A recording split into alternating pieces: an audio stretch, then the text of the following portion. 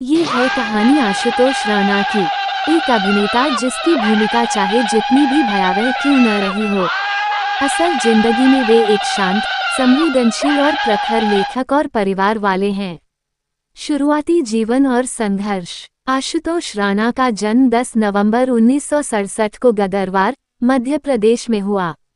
उनकी शुरुआती पढ़ाई वहीं हुई और बाद में उन्होंने NSD national school of drama से अभिनय की शिक्षा ली।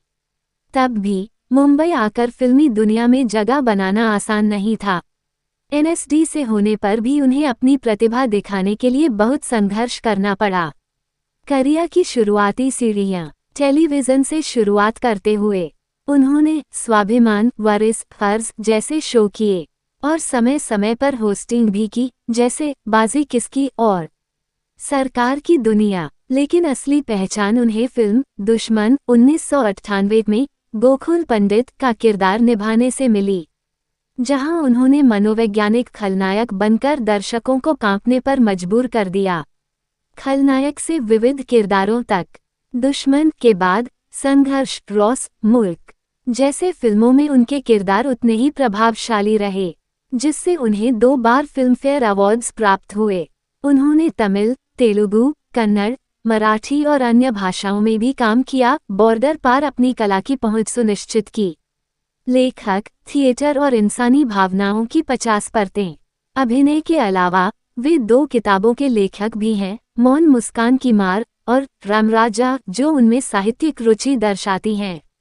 हाल ही में उन्होंने थिएटर में वापसी की और दिल्ली में रावण का किरदार निभाया, जिसमें उन्होंने रावण की जटिल मानसिकता, ज्ञान तथा मोह माया को सुंदरता से उकेरा। पर्सनल लाइफ और परिवार। वे रेणुका शाहानी के पति हैं। दोनों की मुलाकात 2001 में हुई और अब वे 2 बेटों के पिता हैं। इस रिश्ते की अनोखी खासियत यह है कि उनका विवाह एक स्पिरिचुअल गुरु द्वारा सुझाए जाने पर हुआ, जिसके कारण रेणुका की मां भी थोड़ी हैरान रह गई थीं। समय समय की चर्चाएं और सामाजिक दृष्टिकोण।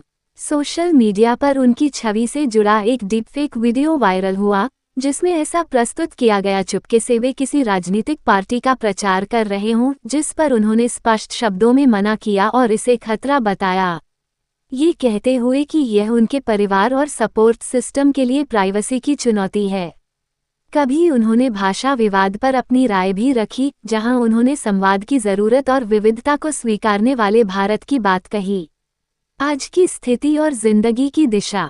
अभिनेता का अहंकार तब आहत होना चाहिए जब वह भूमिका की लंबाई नहीं निभा पाता।